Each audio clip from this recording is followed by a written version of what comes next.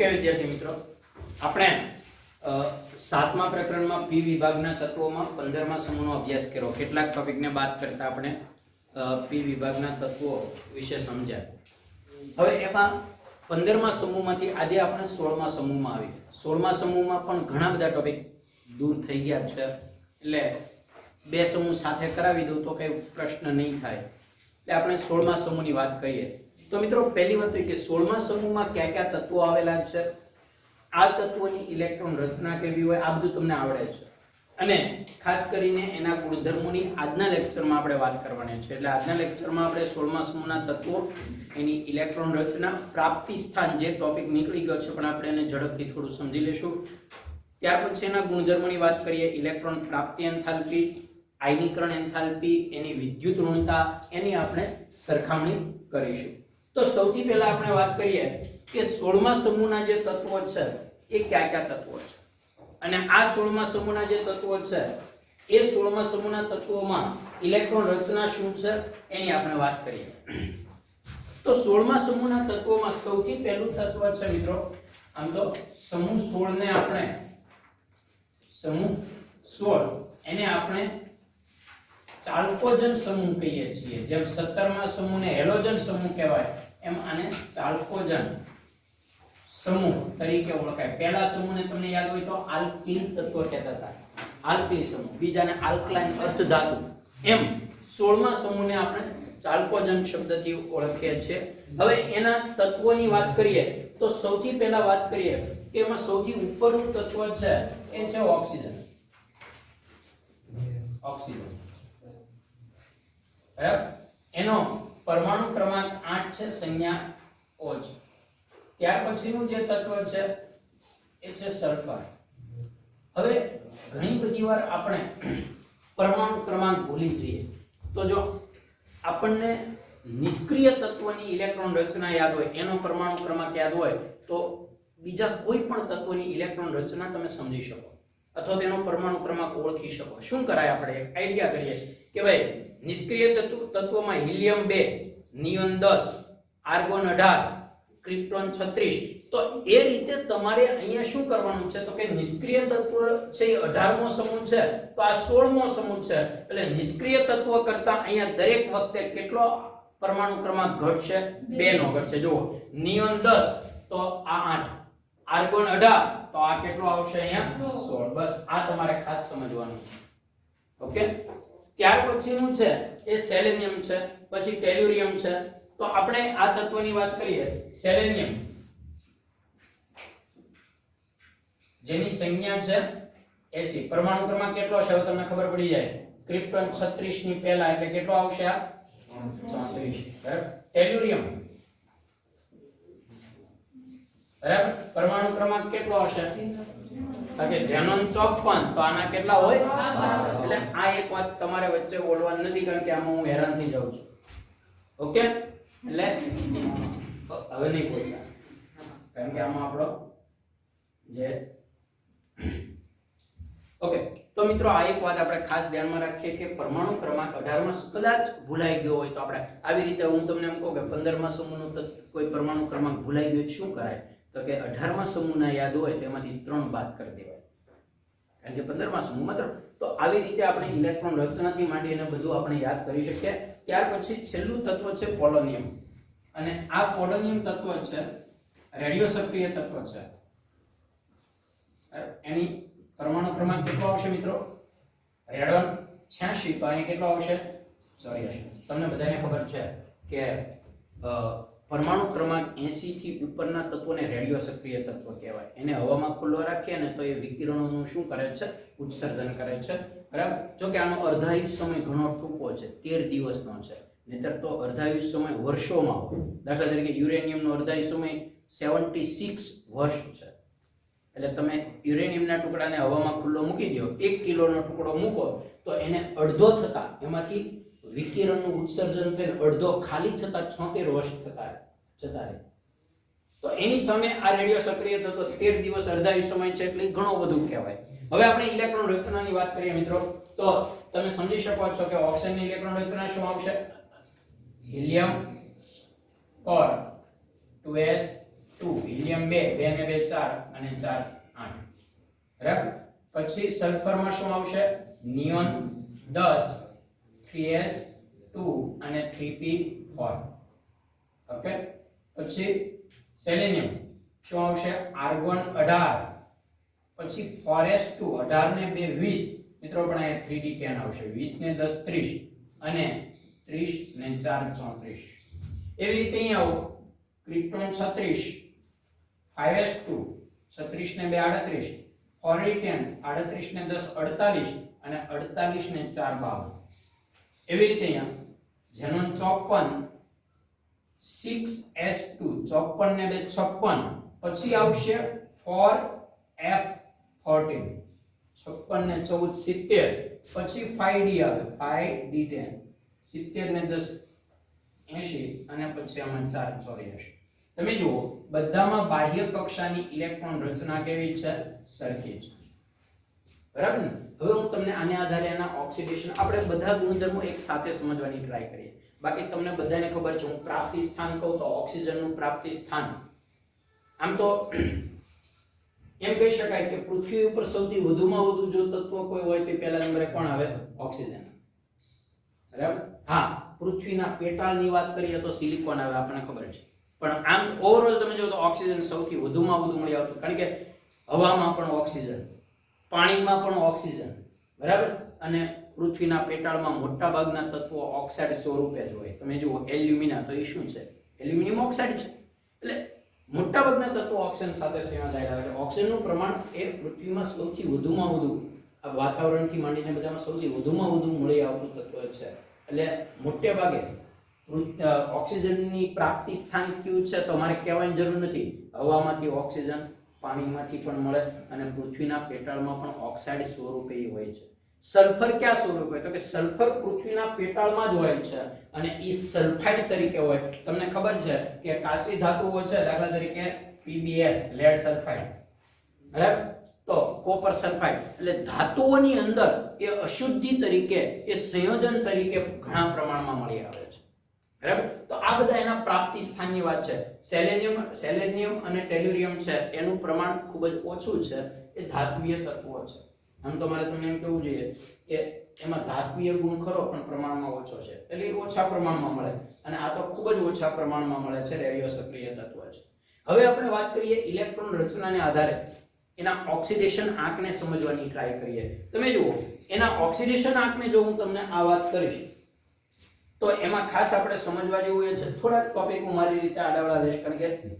સમજવા માટે ખાસ અગત્યનું છે હવે સૌથી પહેલી વાત તમે કરો કે ઓક્સિડેશન આંક તમે શું માનો છો તો આપણે એમ કહીએ કે ભાઈ બહારની કક્ષામાં 6 ઇલેક્ટ્રોન છે એટલે ઇલેક્ટ્રોન રચના પૂરી કરવા માટે કેટલા ઇલેક્ટ્રોનની જરૂર પડશે 2 અને 2 ઇલેક્ટ્રોન મેળવે એટલે એનો ઓક્સિડેશન આંક શું હોઈ શકે તો આપણે કહી શકીએ કે એનો ઓક્સિડેશન આંક છે ને એ -2 હોય એનો ઓક્સિડેશન આંક કેવો હોય -2 હોય કેમ તો કે અષ્ટક પૂરું કરવા બધાને 6 ઇલેક્ટ્રોન છે 2 ની ઘટ છે 2 ઇલેક્ટ્રોન મેળવે એટલે અષ્ટક પૂરું થઈ જાય તો મિત્રો આનો ઓક્સિડેશન આંક બધામાં કોમન ઓક્સિડેશન આંક -2 છે પણ મારે તમને ખાસ કહેવું જોઈએ કે -2 ઓક્સિડેશન આંક આમાં પણ છે આમાંય છે આમાં છે પણ મિત્રો અહીંયા આવતા આમ તો અહીંયા લખાય જ નહીં મારાથી અહીંયા આવતા ઓક્સિડેશન આંકની -2 અવસ્થા સૌથી વધુ સ્થાયી કઈ છે मतलब કે ઇલેક્ટ્રોન મેળવવો સૌથી સહેલો કોને હશે તો આપણે 11મા ધોરણમાં શીખ્યા કે ઉપરનું તત્વ હંમેશા ઇલેક્ટ્રોન મેળવવો કેવો પડે છે સહેલો કારણ કે એની બાહ્ય કક્ષા કેવી છે કેન્દ્રથી નજીક છે બરાબર ને એટલે -2 અવસ્થા સૌથી વધુ સ્થાયી ઓક્સિજન અને પછી સલ્ફરની આવે આમાં -2 અવસ્થા ભાગ્યે જ જોવા મળે કારણ કે જેમ નીચે જઈએ ને આવું મેં 15મા સમૂહમાં કીધું હતું કે જેમ નીચે જઈએ માઈનસ ઓક્સિડેશન અવસ્થાની સ્થાયીતા ઘટે અને પ્લસ ની સ્થાયીતા શું થાય વધે એટલે આ એક વાત આપણે ખાસ સમજીએ બરાબર પોલોનિયમ તો ધાત્વિય તત્વ છે એટલે એમાં -2 હોય જ નહીં હવે વાત કરીએ પ્લસ ની તો કે પ્લસ ઓક્સિડેશન અવસ્થા હોય તો કે આની પ્લસ ઓક્સિડેશન અવસ્થા મિત્રો 3 હોઈ શકે +2 હોય +4 હોય અને +6 હોઈ શકે કેટલી હોય આની કુલ સંયોજકતા હવે તમે સમજી શકો છો કે ઓક્સિજન +2 બની શકે પણ મિત્રો ઓક્સિજનને +2 બનાવનાર એક જ તત્વ છે +2 બનાવવું એટલે ઇલેક્ટ્રોન ગુમાવવા અને ઓક્સિજન પાસેથી ઇલેક્ટ્રોન એક જ તત્વ લઈ શકે. કોણ? મેં તમને કીધું હતું ફ્લોરીન. યાદ કરો, OF2 તમે કરો ને ત્યાં ફ્લોરીન માઈનસ હોય અને ઓક્સિજન પ્લસ હોય. બાકી ઓક્સિજન કોઈ સાથે પ્લસ ન થતો, કારણ કે ઓક્સિજનની વિદ્યુત ઋણતા એટલી વધારે છે કે કોઈ દિવસ ઇલેક્ટ્રોન ગુમાવતો નથી. પણ ફ્લોરીન એનોય બાપ છે, આપણા શબ્દોમાં બોલવું હોય તો. એ સૌથી આવર્ત કોષ્ટકમાં સૌથી વધુ વિદ્યુત ઋણ છે. એટલે ફ્લોરીન સાથે જ પ્લસ હોય, બાકી કે એટલે આમ કેવું હોય તેમ કહેવાય કે ફ્લોરીન જ એની પાસેથી ઇલેક્ટ્રોન લઈ શકે, બાકી કોઈ લઈ શકતું નથી. તો આ એક વાત આપણે ખાસ ધ્યાનમાં રાખીએ. બાકીના મિત્રો વાત કરીએ તો આમાં +2 ઓક્સિડેશન અવસ્થા પણ હોય, +4 પણ હોય અને +6 પણ હોય. આમાં પણ એ જ રીતે તમારે આગળ વધવાનું છે, +2 +4 +6. પણ એક વાત તમને કરી દઉં કે +2 ઓક્સિડેશન અવસ્થા, +4 અને +6, આમાં +4 અને +6 વચ્ચે ખાસ આપણે સ્થાયીતાની વાત કરવાની છે. મેં તમને 15મા સમૂહમાં સમજાવતો ત્યારે બહુ ભાર દઈને કીધું કે ક્યુ આપણને નીટમાં કેમાં પ્રશ્ન પૂછે ત્યારે એમ કે નીચેનામાંથી સ્થાયીતાનો ક્રમ કયો? તો સ્થાયીતાનો ક્રમ ટેક્સ્ટ બુકમાં ક્યાં આપ્યો ન હોય, પણ આપણને થોડી ખબર હોવી જોઈએ કે આમાં સૌથી પહેલા તો એક જ સમૂહના તત્વો આપ્યા હોય તો તમારે એક સમૂહના તત્વના ઓક્સિડેશન આંક જોઈ લેવાના. પછી જોવાનું કોનો ઓક્સિડેશન આંક સૌથી વધુ સ્થાયી છે. દાખલા તરીકે +2 બધામાં +2 આપ્યું હોય, હું તમને એમ કહું કે મને આવા પ્રશ્નોની આપણે થોડી ચર્ચા કરીએ કે હું એમ કહું કે મને હાઇડ્રોજન સાથે સલ્ફાઇડ આપ્યા અને હું એમ કહું કે હાઇડ્રોજન સાથે ઓક્સિજન જોડાય અને હાઇડ્રોજન સાથે સલ્ફાઇડ જોડાય તો આ બે અણુમાંથી સ્થાયી કોણ? તો મિત્રો પાણી સ્થાયી છે. શું કામ? કારણ કે અહીંયા તમે જોઈ શકો છો કે ઓક્સિજન છે -2 છે, આ એ -2 છે. તો -2 અવસ્થા કોની વધુ સ્થાયી છે? તો કે ઓક્સિજન. ઓક્સિજનની -2 અવસ્થા વધુ સ્થાયી, કારણ કે ઓક્સિજન ઇલેક્ટ્રોન મેળવવાની વૃત્તિ વધુ ધરાવે છે. તો જેની તમારે ખાલી કમ્પેરિઝન જ્યારે સંયોજનની કરવાની હોય ત્યારે તમારે એક વાત યાદ રાખવાની કે ઈ જે તત્વની તમને કમ્પેરિઝન કે ઈ તત્વનો ઓક્સિડેશન આંક પહેલા નક્કી કરવાનો અને એમાં પછી તમારી જાતને પૂછવાનું કે આ બેમાંથી કઈ ઓક્સિડેશન અવસ્થા કોની વધુ સ્થાયી છે. અને જે ઓક્સિડેશન અવસ્થા સ્થાયી હોય ઈ સ્વરૂપનો અણુ હંમેશા કેવો હોય? સ્થાયી હોય. એટલે આ એક વાત આપણે ખાસ ધ્યાનમાં રાખવાની છે. હવે વાત કરીએ મિત્રો આપણે આગળના તત્વોની. તો આગળના તત્વોમાં +4 અને +6 ઓક્સિડેશન અવસ્થા હોય. પણ મારે તમને એક ખાસ કહેવું જોઈએ, આ +2 +4 અને +6, પણ મિત્રો આમાં +2 અને +4 જ જોવા મળે, +6 જોવા નથી મળતી. એનું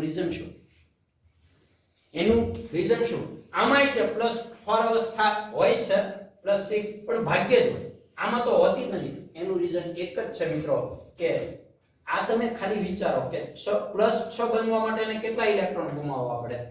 6 ઇલેક્ટ્રોન. s ના 2 અને p ના 4. હવે તમે વિચારો s અને p ના એક સાથે ઇલેક્ટ્રોન દૂર ક્યારે થાય? તો કે જ્યારે એની ઊર્જા સરખી હોય ત્યારે. સરખી ઊર્જાવાળા ઇલેક્ટ્રોન સાથે દૂર થાય. પણ તમે ખાલી સમજી શકો છો કે અહીંયા s ભરાણા પછી સીધી p નું જ ભરાણી. s ભરાણા પછી f માં 14 ઇલેક્ટ્રોન આવ્યા અને d માં 10 આવ્યા. ટોટલ 24 ઇલેક્ટ્રોન ગોઠવાયા પછી p નો વારો આવ્યો. એનો મતલબ કે s અને p વચ્ચે અહીંયા ઘણો ગેપ છે. બરાબર? f અને p કક્ષક, f અને d કક્ષક જેવી ઇન્વોલ્વ થાય ત્યારે સમજવાનું કે s અને p વચ્ચેનો ઊર્જાનો ગેપ પડ્યો. અને ઊર્જાનો ગેપ પડ્યો એટલે શું થાય કે તમે બેયના ઇલેક્ટ્રોન સાથે ગુમાવવા જાવ તો નહીં ગુમાવી શકે. કારણ કે આની ઊર્જા અને આની ઊર્જામાં બહુ મોટો તફાવત છે. એટલે ખાલી ઈ p ના જ ઇલેક્ટ્રોન ગુમાવશે. બરાબર ને? એટલે કહી શકાય કે એમાં +4 અવસ્થા વધુ સ્થાયી છે અને +6 અવસ્થા છે ને ઓછી સ્થાયી છે. એટલે હવે આપણે ખાસ ધ્યાનમાં રાખીએ મિત્રો કે માઈનસ અવસ્થા છે નીચે જતા શું થાય બોલો તો? -2 અવસ્થા નીચે જતા સ્થાયીતા ઘટે.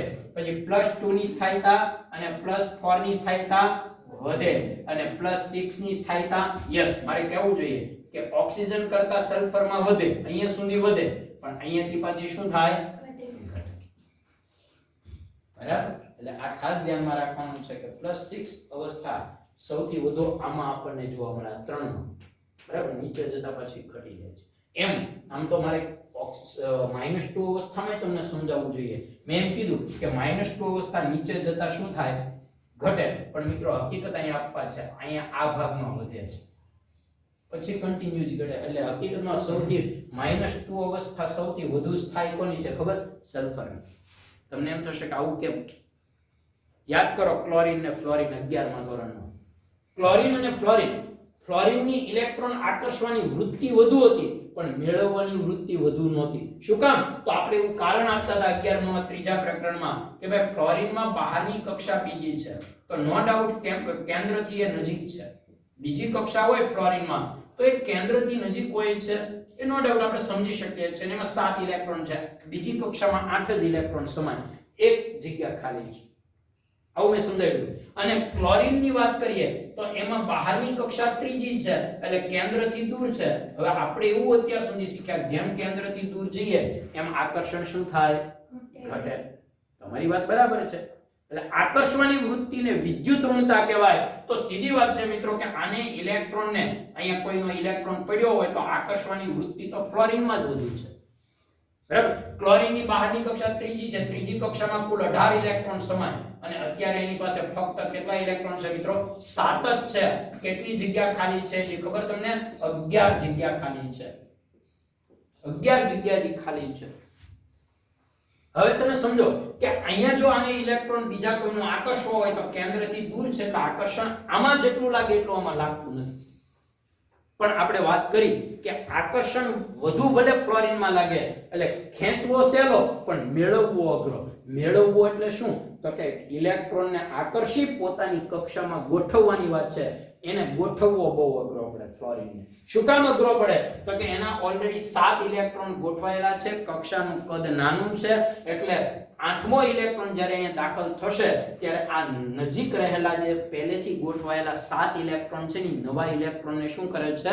અપાકર્ષણ કરે. એટલે નવા ઇલેક્ટ્રોનને સરળતાથી અંદર એન્ટર થવા દેતો નથી. એટલે મેળવવો એને અઘરો પડે, આકર્ષવો સહેલો પડે. હું ઓલું ઉદાહરણ આપતો તો ભાઈબંધના ઘરે જઈએ તો ભાઈબંધની ઈચ્છા બહુ હોય કે ભાઈ મારો મિત્ર ઘરે, એટલે આપણે જ્યાં મળે ત્યાં કહેતો હોય કે ભાઈ આવને યાર આવને, ઘરે આવતો તો ક્યારેક બેસવા આપણે. એટલે એ આકર્ષવાની વાત છે. પણ ત્યાં જઈએ ને ભાભીનું મોઢું બગડી જાય અને કલાક સુધી ચા ન આવે એટલે આપણે સમજી શકીએ છીએ કે આમાં આકર્ષવાની વૃત્તિ છે પણ મેળવવાની વૃત્તિ નથી. એટલે આપણે બીજી વાર ત્યાં ડોકાવાય નહીં. આ એના જેવું છે. બરાબર? તો જેમ અહીંયા ક્લોરીન ને ફ્લોરિનમાં મેં સમજાવ્યું એવું જ મિત્રો ઓક્સિજનમાં થાય છે અને સલ્ફરમાં. એટલે ખાસ યાદ રાખીએ ઓક્સિજનની વિદ્યુત ઋણતા નો ડાઉટ વધુ છે, આકર્ષવું સહેલું છે પણ આકર્ષા પછી ગોઠવવું અઘરો છે ઇલેક્ટ્રોનને. જ્યારે એની સામે સલ્ફરમાં ભલે આકર્ષવાની વૃત્તિ ઓછી છે, ભલે વિદ્યુત ઋણતા એની ઓછી છે, સલ્ફરની વિદ્યુત ઋણતા ઓછી છે, ઓક્સિજનની સૌથી વધુ છે. બરાબર? ઉપરના તત્વોમાં વિદ્યુત ઋણતા વધુ હોય પણ મેળવવાની વૃત્તિ આની વધુ હોય. એટલે ખાસ યાદ રાખો કે હવે હું તમને સમજાવું. આના આધારે મારે એક ટોપિક તમને સમજાવવો છે, ઇલેક્ટ્રોન પ્રાપ્તિ એન્થાલ્પી. ઇલેક્ટ્રોન પ્રાપ્તિ એન્થાલ્પી એટલે શું? બોલો, 11મા ધોરણમાં આપણે આ આવી ગયું છે. એને આપણે ડેલ્ટા EGH વડે દર્શાવતા. એટલે કે જ્યારે કોઈ તત્વ ઇલેક્ટ્રોન મેળવે ત્યારે એને મુક્ત કરેલી ઉર્જા. ઇલેક્ટ્રોન મેળવે ત્યારે ઉર્જા શું કરે? મુક્ત કરે. હવે એક વાત તમને કહું કે ઇલેક્ટ્રોન મેળવે ત્યારે ઉર્જા મુક્ત કરે તો પરમાણુ પોતે ઉર્જા મુક્ત કરે એટલે પરમાણુની ઉર્જા શું થાય? ઘટી. અને ઘટી એટલે આપણે એને કયા સંકેતથી દેખાડીએ? ઋણ. તો જેટલો ઇલેક્ટ્રોન મેળવવો સહેલો ને એટલી એ ઉર્જા વધુ મુક્ત કરશે. મતલબ એટલી એની ઇલેક્ટ્રોન પ્રાપ્તિ એન્થાલ્પીનું ઋણ મૂલ્ય કેવું છે? વધશે. ઋણ મૂલ્ય વધે એટલે વધુ ઉર્જા મુક્ત કરે. બરાબર? એટલે ખાસ યાદ રાખજો. અને હું તમને 11મા ધોરણમાં સમજાવતો હતો ત્યારે આવું કહેતો હતો કે ધારી લો કે એક તત્વ છે એ ઇલેક્ટ્રોન મેળવે છે અને ઋણાયન બને. મેં તમને એવું કીધું હતું કે ભાઈ આ 10 જૂલ ઉર્જા છે અત્યારે એની પાસે. ધારી લો કે 10 જૂલ ઉર્જા એની પાસે હતી, એમાંથી ઇલેક્ટ્રોન મેળવવો એને સહેલો હતો એટલે ખાલી 1 જૂલ ઉર્જા ઇલેક્ટ્રોનને ખેંચવામાં વપરાણી. તો બાકી વધી કેટલી એની પાસે? 9 જૂલ. તો આ 9 જૂલ ઉર્જા એ મુક્ત કરી શકે. લ્યો, તો એની ઇલેક્ટ્રોન પ્રાપ્તિ એન્થાલ્પી 9 જૂલ છે. ઇલેક્ટ્રોન ખેંચ્યા પછી જે વધારાની વધે એ મુક્ત કરે. બરાબર? હવે એની સામે તમે વિચારો કે આની પાસે 10 જૂલ ઉર્જા હતી અને 8 જૂલ ઉર્જા ઇલેક્ટ્રોનને ખેંચવામાં વપરાઈ ગઈ, તો વધી કેટલી? ખાલી 2 જૂલ. તો એ મુક્ત કેટલી કરી શકે? ખાલી 2 જૂલ જ મુક્ત કરી શકે. તો આ ખાસ સમજો. એટલે ઇલેક્ટ્રોન મેળવવો સહેલો એમ ઇલેક્ટ્રોન પ્રાપ્તિ એન્થાલ્પીનું ઋણ મૂલ્ય વધુ. એટલે મિત્રો ખાસ યાદ રાખજો કે ઇલેક્ટ્રોન મેળવવો સૌથી સહેલો સલ્ફરને પડે આના કરતા. શું કામ? મેં કારણ આપ્યું. એટલે ખાસ યાદ રાખજો કે નીચે જતા ઇલેક્ટ્રોન પ્રાપ્તિ એન્થાલ્પીનું મૂલ્ય ઓક્સિજન કરતા સલ્ફરનું વધુ છે. પણ આ એક જ સ્ટેપમાં વધે પછી પાછું ઋણ મૂલ્ય નીચે જતા શું થાય છે? ઘટે છે. એટલે આ સમૂહમાં સૌથી વધુમાં વધુ ઇલેક્ટ્રોન પ્રાપ્તિ એન્થાલ્પીનું ઋણ મૂલ્ય કોનું છે? સલ્ફર. બરાબર? મેળવવો સહેલો આને પડે એટલે ઇલેક્ટ્રોન પ્રાપ્તિ એન્થાલ્પીનું ઋણ મૂલ્ય અહીંયા વધે પછી નીચે જતા ઘટે. આ ખાસ આપણે ધ્યાનમાં રાખીએ. આ થિયરી જે છે એ આપણે અગાઉ 11મા ધોરણમાં પણ કરાવી છે અને 15મા સમૂહ વખતે પણ મેં આ સમજાવ્યું હતું. હવે હું વાત કરું ઇલેક્ટ્રોન પ્રાપ્તિ એન્થાલ્પી. મિત્રો ઇલેક્ટ્રોન પ્રાપ્તિ એન્થાલ્પી ની આપણે વાત કરી. હવે આપણે વાત કરીએ છીએ આયનીકરણ એન્થાલ્પી. યાદ કરો આયનીકરણ એન્થાલ્પી એટલે શું?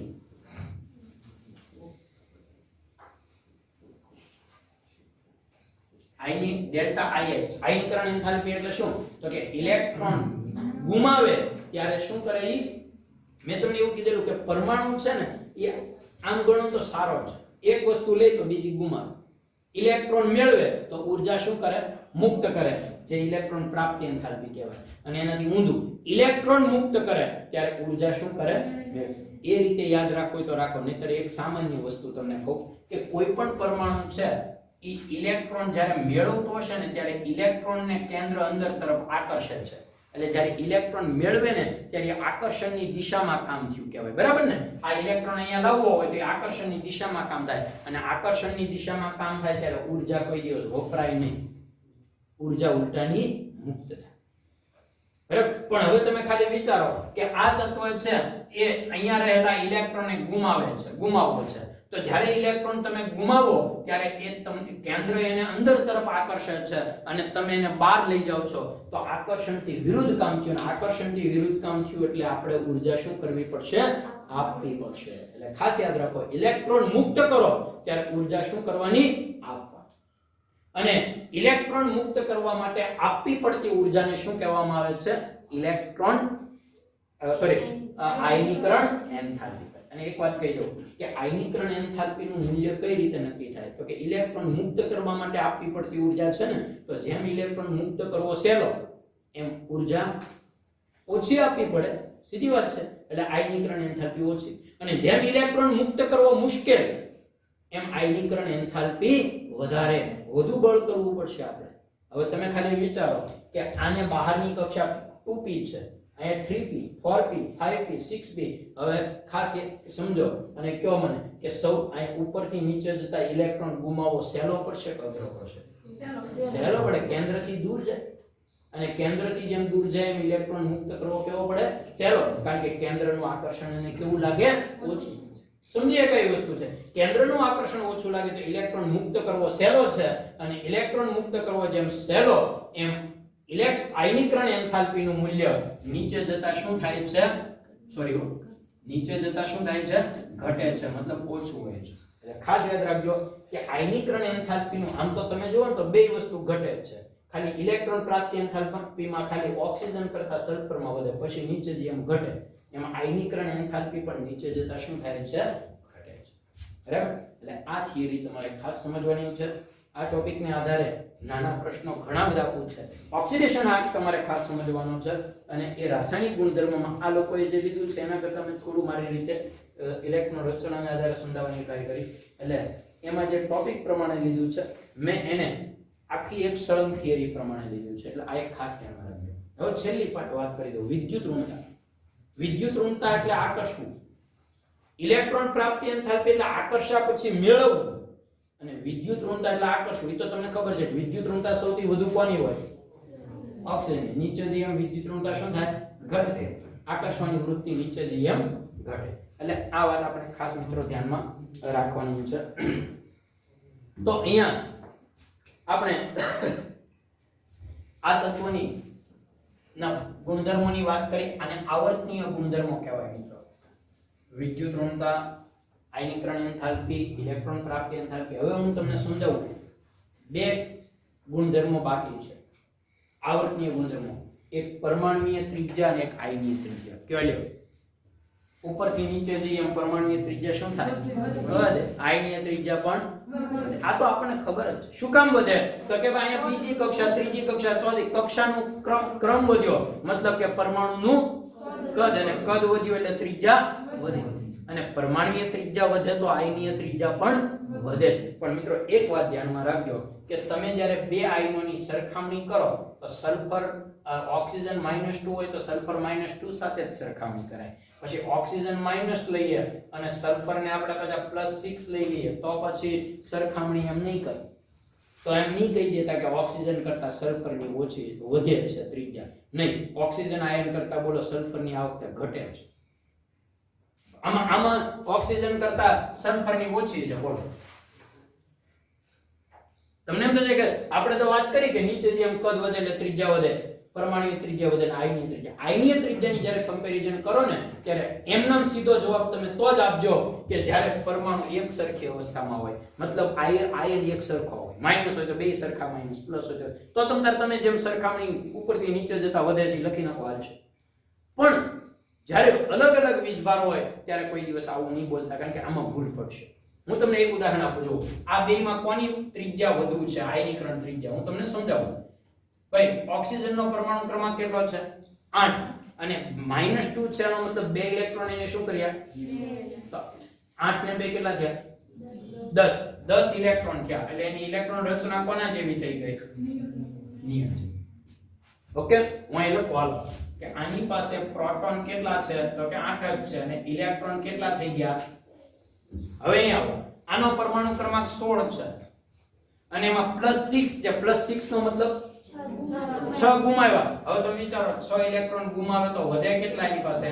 10. એટલે કોના જેવો? નિયોન જેવો. પણ પ્રોટોન તો કેટલા છે એમાં? 16 ઇલેક્ટ્રોન. હવે તમે ખાલી વિચારો, મેં તમને 11 માં સમજાવ્યું હતું કે જ્યારે ઇલેક્ટ્રોનની સંખ્યા સરખી હોય ત્યારે કેન્દ્રમાં પ્રોટોન જેમ વધુ હોય ને એમાં આકર્ષણ શું થાય? વધે. અને આકર્ષણ વધે એટલે કદ શું થાય? ઘટે. એટલે મિત્રો આનું કદ નાનું છે, જોઈ લો. એટલે આયનની સરખામણી જ્યારે આપણે કરીએ ત્યારે આપણે ખાસ ધ્યાનમાં રાખવાનું છે. આ બધા પોઈન્ટ આપણે ધ્યાનમાં રાખી અને આગળ વધીએ તો હું માનું છું કે આમાં કોઈ પ્રશ્ન નહીં થાય. ઓકે, હવે આપણે આગળ જોઈએ તો મિત્રો આના એટલે કે 16મા સમૂહના તત્વના ભૌતિક ગુણધર્મોની વાત કરીએ તો એના ભૌતિક ગુણધર્મોમાં જો આપણે સરખામણી કરવી હોય તો શું કહી શકીએ એની વાત કરું તમને બધાને ખબર છે કે ભૌતિક ગુણધર્મોની વાત કરતા હોઈએ ત્યારે સૌથી પહેલું સલ્ફર ઓક્સિજન કઈ સ્વરૂપમાં છે? હંમેશા O2 સ્વરૂપે હોય ને, ડાયપરમાણુય તરીકે હોય. અને કયા સ્વરૂપમાં હોય છે? વાયુ. પછી સલ્ફર છે S8 તરીકે 8 પરમાણુનો અણુ છે, બરાબર? અને કયા સ્વરૂપમાં હોય છે? ઘન. આના ઉપરથી એક વાત તો ક્લિયર થઈ ગઈ મિત્રો કે ઉપરનું તત્વ વાયુ છે, મતલબ એના ઉત્કલન બિંદુ અને ગલન બિંદુ કેવા હશે? નીચા હશે. અને જેમ જેમ નીચે જાવ ને એમ ઉત્કલન બિંદુ અને ગલન બિંદુ વધે. આ ખાલી એક સમૂહની આ 18 સમૂહમાં લાગતો નિયમ છે. હંમેશા યાદ રાખો, ઉપરથી નીચે જઈએ એટલે ઉત્કલન બિંદુ અને ગલન બિંદુ બધામાં વધે છે. બધામાં લાગુ પડતો એક સિદ્ધાંત છે જે આપણે ખાસ ધ્યાનમાં રાખીએ. ઉપરનું તત્વ વાયુ છે, મતલબ વાયુ ક્યારે હોય? તો કે વાતાવરણના તાપમાને વાયુ ક્યારે હોય? તો કે એનું ગલન બિંદુ વાતાવરણ કરતા નીચું હશે. એનું ઉત્કલન બિંદુ વાતાવરણ કરતા નીચું હશે તો જ વાયુ હોય, બરાબર ને? એટલે એનો મતલબ એવો થયો કે ઉત્કલન બિંદુ અને ગલન બિંદુ નીચા હોય છે, બરાબર? ત્યાર પછી વાત કરીએ તો બીજા ભૌતિક ગુણધર્મોની વાત કરું તો મિત્રો એમાં ઓક્સિજન અને સલ્ફર આ બંને અધાતુ તત્વો છે. આ તો તમને મેં સમજાવી દીધું. આ બંને અધાતુ છે, બરાબર?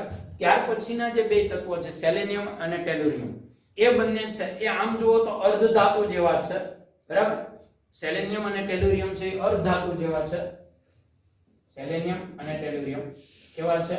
અર્ધધાતુ. મતલબ એમાં 100% ધાતુ કે અધાતુનો ગુણ નથી. અને પોલોનિયમ છે મિત્રો એ ધાતુનો ગુણ ધરાવે છે. સંક્રાંતિની પણ આપણે એવું કહી શકીએ કે એ રેડિયો સક્રિય ધાતુ તરીકે હોય છે. ઓકે, તો આ એના ભૌતિક ગુણધર્મો હતા મેં જે વાત કરી. હવે ઓક્સિડેશન અવસ્થાની મેં તમને વાત કરી દીધી. ખાસ યાદ રાખજો કઈ અવસ્થા વધુ સ્થાયી છે કોની, બરાબર? દાખલા તરીકે હું તમને હવે એક સાદું ઉદાહરણ આપું કે ભાઈ SF6 અને SF4 માં સૌ બેમાંથી વધુ સ્થાયી કોણ? તો તરત તમને ખબર પડવી જોઈએ SF6. કેમ? તો કે સલ્ફર +6 અવસ્થામાં હોય, +4 અવસ્થામાં ન હોય, એની શક્યતા ઓછી છે. તો આમાં સ્થાયીતા આની બધું આવશે. મેં તમને કીધું +6 અવસ્થા ઉપર વધુ હોય, નીચે જેમ +6 અવસ્થા ઘટે. પણ હું જ્યારે પોલોનિયમની વાત કરતો હોય મિત્રો, કે પોલોનિયમ સાથે જો હું ક્લોરીન જોડતો હોય તો હવે આમાં કોણ થાય? તો +4 થાય છે. કારણ કે મેં તમને કીધું કે પોલોનિયમમાં 2 + 4 2s ના 4p ના એક સાથે દૂર થતા નથી, ખાલી p ના જ 4 દૂર થાય છે. એનો મતલબ +4 અવસ્થા એમાં વધુ સ્થાયી છે. તો આવી રીતે જ્યારે પરમાણુની સરખામણી કરવાની થાય ત્યારે તમારે એ ખાસ ધ્યાનમાં રાખવાનું છે. અણુની સરખામણીમાં ભૂલ નહીં કરીએ આપણે. ઓકે, તો રાસાયણિક ગુણધર્મોની આપણે જ્યારે વાત કરવાની થાય છે, હવે એક સામાન્ય નાની વાત કરી દો પછી આપણે આજનું આ કામ પૂરું કરીએ. ઓક્સિજનમાં અનિયમિત વર્તણૂક. અનિયમિત વર્તણૂક એટલે શું? તો કે ઓક્સિજન તત્વ પોતાના સમૂહના અન્ય તત્વો કરતા અલગ પડે. 11મા ધોરણમાં એને આપણે વિકર્ણ સંબંધ કહેતા હતા, ખબર તમને? એટલે પહેલા સમૂહનું પહેલું તત્વ લિથિયમ, ઈ પોતાના સમૂહથી અમુક ગુણધર્મો એના અલગ હતા. ઈ કોના જેવા હતા? તો કે મેગ્નેશિયમ. પછી એવી રીતે બીજા સમૂહનું બેરિલિયમના ગુણધર્મો એલ્યુમિનિયમને મળતા હતા. એમ મિત્રો ઓક્સિજનના અમુક ગુણધર્મો છે પોતાના સમૂહના તત્વોથી અલગ છે, નીચેના તત્વોથી અલગ છે. કયા ગુણધર્મો અલગ છે અને એનું કારણ શું છે એ આજે આપણે અહીં સમજી લઈએ. તો સૌથી પહેલી વાત કે ઓક્સિજન વાયુ સ્વરૂપમાં છે. જો આ અલગ ગુણધર્મ છે, ઓક્સિજન વાયુ સ્વરૂપમાં છે, જ્યારે બાકીના બધા તત્વો છે એ વાતાવરણના તાપમાને કયા સ્વરૂપમાં મળે? ઘન સ્વરૂપમાં મળે. આ પહેલો તફાવત છે. બીજું કે ઓક્સિજન ડાયપરમાણવીય છે, બે પરમાણુ ભેગા હોય, ડાયપરમાણવીય છે, જ્યારે બાકીના તત્વો છે ને એ બહુપરમાણવીય છે, એમાં બે કરતા વધુ પરમાણુ ભેગા હોય છે. પછી ઓક્સિજનને કોઈ અપર રૂપ નથી, તો બહુ ઓછા છે, જ્યારે બાકીના તત્વોને અપર રૂપોની સંખ્યા પણ ઘણી બધી વધારે હોય છે. પણ આ અલગ પડવાનું કારણ શું છે? તો એ અલગ પડવાનું કારણ છે એનું કદ. સૌથી પહેલી વાત ઓક્સિજનનું કદ. ઓક્સિજનનું કદ એના સમૂહના અન્ય તત્વોની સાપેક્ષમાં ઘણું બધું નાનું છે અને નાના કદને કારણે એના ગુણધર્મોમાં તફાવત છે. સૌથી પહેલી વાત આ. બીજી વાત કે ઓક્સિજન વધુમાં વધુ 4 જ બંધ બનાવી શકે. હું તમને સમજાવું. ઓક્સિજનની ઇલેક્ટ્રોન રચના તમે જુઓ તો તમને મિત્રો ખ્યાલ આવશે કે હિલિયમ, પછી 2s2 અને 2p હોય, એની વધુમાં વધુ એની બાહ્ય કક્ષામાં બીજી કક્ષા છે અને એ બીજી કક્ષામાં કુલ પેટા કક્ષકો 4 જ છે, એક s અને 3p બસ. એટલે ઓક્સિજન છે એમાં સંકરણ sp3 જ બને, એનાથી કોઈ વધારાનું સંકરણ શક્ય નથી, કારણ કે એમાં d કક્ષક જ નથી, બીજી કક્ષાને d પ્રકાર જ નથી આવતો. એટલે એ બે બંધ જ બનાવીએ કે ક્યાં? તો કે આ બે ખાલી છે અને પ્લસ આ બે પૂર્ણ ભરાયેલી છે એ સહસંયોજક બંધ ન બનાવે, સવર્ગ બનાવે, કોઈને જરૂર હોય તો આપે, બરાબર? એની સિવાય કોઈ વસ્તુ એની પાસે, એટલે કુલ બે સવર્ગ અને બે સાદા સહસંયોજક બંધ, કુલ 4 બંધ બનાવે, એનાથી વધુ શક્ય નથી. અને એમાં sp3 સંકરણ જ શક્ય છે. પણ એની સામે તમે જુઓ મિત્રો, ઓક્સિજન સલ્ફર છે, પરમાણુ ક્રમાંક 16 છે, નિયોન 10, 3s2 અને 3s2 અને 3p4. તમે એમ કહેશો કે આમાં ક્યાં ડી છે? મિત્રો હકીકતમાં ત્રીજી કક્ષા લખો એટલે ડી લખવો જ પડે. ત્રીજીના બધા પ્રકાર લખવા પડે, આપણે લખતા નથી કારણ કે એમાં ઇલેક્ટ્રોન જતો નથી. એટલે હકીકત નિયમ એવો છે કે લખવું પડે 3d0. તો હવે તમે જુઓ તો આની પાસે કેટલી વેરિએશન છે બંધ બનાવવા માટેનું એ તમને કહું. અત્યારે એની પાસે બહારની કક્ષામાં s માં 2 અને p માં 4 6 ઇલેક્ટ્રોન છે. એટલે sp3 જો આમનામ ને આમનામ હશે તો sp3 સંકરણ ધરાવે. પછી આ p નો એક ઇલેક્ટ્રોન b માં જાય તો sp3d, એક s 3p અને એક d, sp3d સંકરણી ધરાવી શકે. અને આ s નો એક ઇલેક્ટ્રોન અહીંયા જાય તો sp3d2 સંકરણ પણ એમાં શક્ય છે. આ ઓક્સિજન અલગ હોવાનું કારણ મેં તમને આપ્યું કે ઓક્સિજન અન્ય તત્વોથી શું કામ અલગ છે? તો એના કેટલાક ગુણધર્મો એવા છે કે જે અન્ય તત્વ કરતા એને કેવો પાડે છે? અલગ પાડે છે. ઓકે મિત્રો, આપણે અહીંયા સુધી આજે રાખીએ. વધારે રાસાયણિક ગુણધર્મો છે, હાઇડ્રોજન સાથેની પ્રતિક્રિયાત્મકતા, ઓક્સિજન સાથેની પ્રતિક્રિયાત્મકતા, એની વાત આપણે આવતા લેક્ચરમાં કરીશું.